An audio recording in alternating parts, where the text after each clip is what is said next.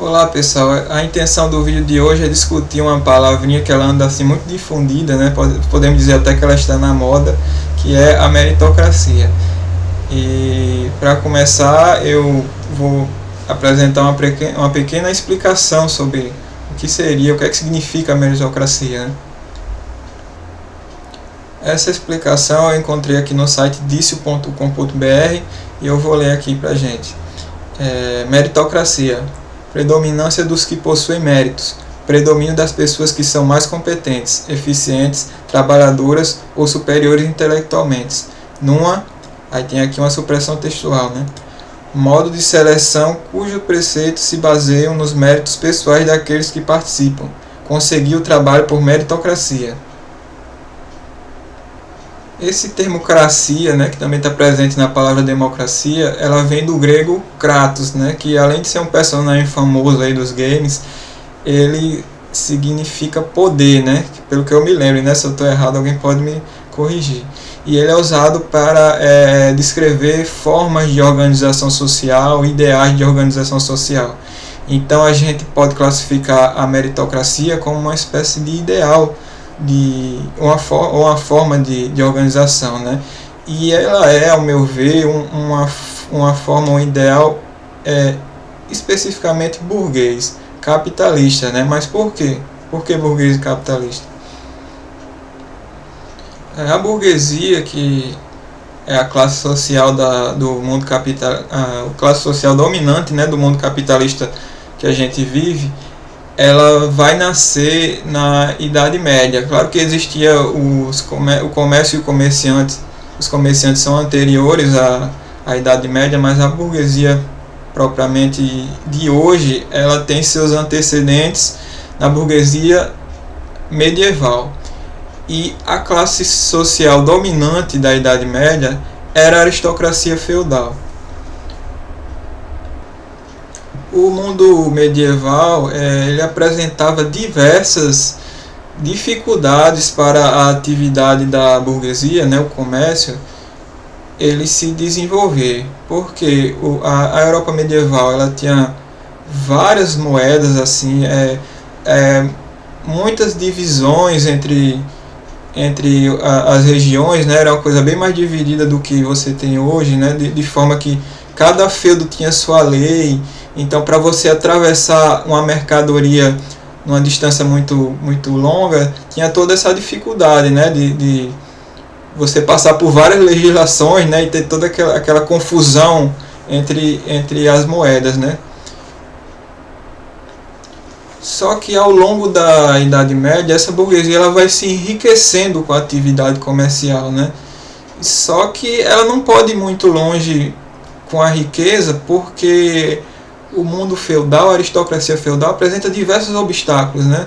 Por mais que você fosse rico, se você não fosse um filho de um nobre, você não tinha aqueles privilégios sociais que a aristocracia tinha. Quer dizer, havia essas barreiras. E além do antagonismo econômico entre essas duas classes, vai se manifestar também nessa situação um antagonismo ideológico. Já nessa época, a burguesia ela vai apresentar, os ideólogos da burguesia, né, vão apresentar em argumento contra a realidade feudal, né, o domínio da aristocracia, a questão do mérito do trabalho. Assim, porque se você era nobre, você recebia um monte de coisa, um monte de privilégio, terras, simplesmente porque você era o filho de alguém que era nobre, entendeu? Não tinha aquela coisa do esforço, você fez por merecer, né? Que isso é muito forte na mentalidade burguesa, né? A gente pode ver aqui, por exemplo, no conceito de propriedade de John Locke, né? Que é considerado um dos pais da doutrina liberal, né? Um dos pais do liberalismo, junto com Adam Smith, David Ricardo, entre outros, que a propriedade ela tem que ser objeto de um trabalho para ser propriedade, né? Aqui a teoria da propriedade, do trabalho da propriedade. Então, porque você era nobre, você recebia as coisas sendo que você não tinha realizado, você recebia o terreno, por exemplo, sendo que você não precisava ter realizado nada naquele terreno, né? Simplesmente porque você era descendente do outro nobre. Então você já vê que essa doutrina, essa ideia, essa teoria do Locke, ela já desafia a realidade da época, né? A realidade feudal.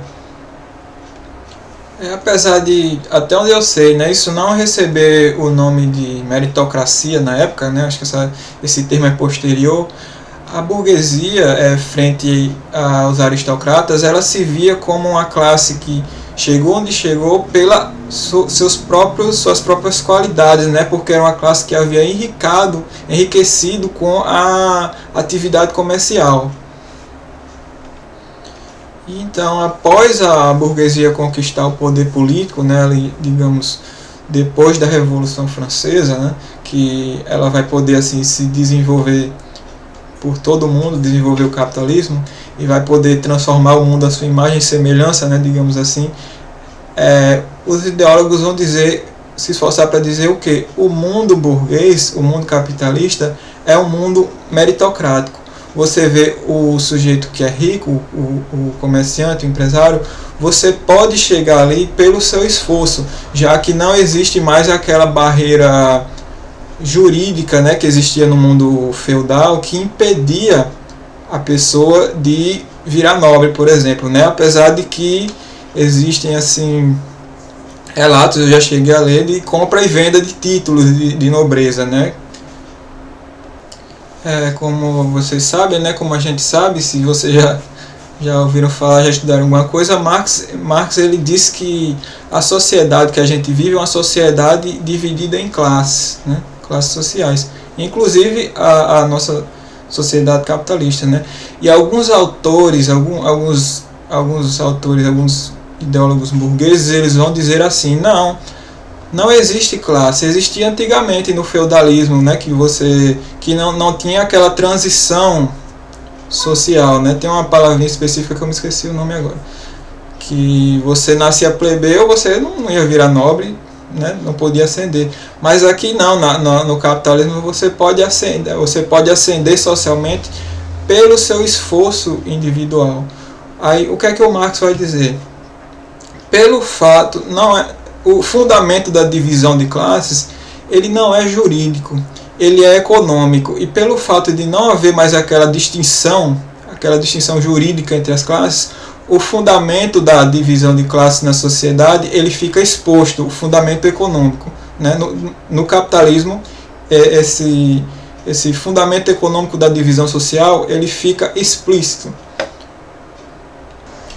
A sociedade capitalista, ela é dividida em uma classe burguesa, né, capitalista, proprietária dos meios de produção reduzida, que forma uma minoria da sociedade, e uma massa, uma quantidade enorme de gente que só tem que viver da venda da própria força de trabalho, né, que Marx vai chamar do proletariado. O proletário individual, ele pode, pelo esforço individual dele, vir a se tornar um burguês, um capitalista? Pode. Assim, é certo que ele vai conseguir, pelo esforço dele, se tornar um capitalista, ascender socialmente? Não. Né? Pode ser que ele não venha conseguir. E, assim, outra questão. Dessa maioria de proletários, de trabalhadores, né? É possível que a maioria deles, ou todos, venham a se transformar em capitalistas pelo seu próprio esforço? Isso não é possível na sociedade capitalista, porque uma condição de existência dessa sociedade é que você tenha uma ampla oferta de mão de obra, entendeu? Então, pode ser que eu seja burguês ou seja proletário. Assim, né? Não dá para saber quais os indivíduos vão pertencer a cada uma das classes, né? Mas, assim, a sociedade capitalista, para existir, ela precisa de uma quantidade enorme de oferta de mão de obra, né, de proletários. Então, não é uma opção para a maioria das pessoas nessa sociedade que a gente vive fazer parte dessa classe trabalhadora, entendeu? Então, essa conversa que pelo seu esforço você pode enriquecer e ascender socialmente, ela é verdade só até um certo ponto, né? A gente pode dizer assim. Bom, gente, esse vídeo está ficando muito extenso, né? Tem outros temas, outros tópicos sobre esse assunto que eu queria abordar, mas assim, ele ficou maior do que eu pretendia, né? Então, talvez eu volte a falar disso mais à frente, mas por enquanto é só. Obrigado, tchau.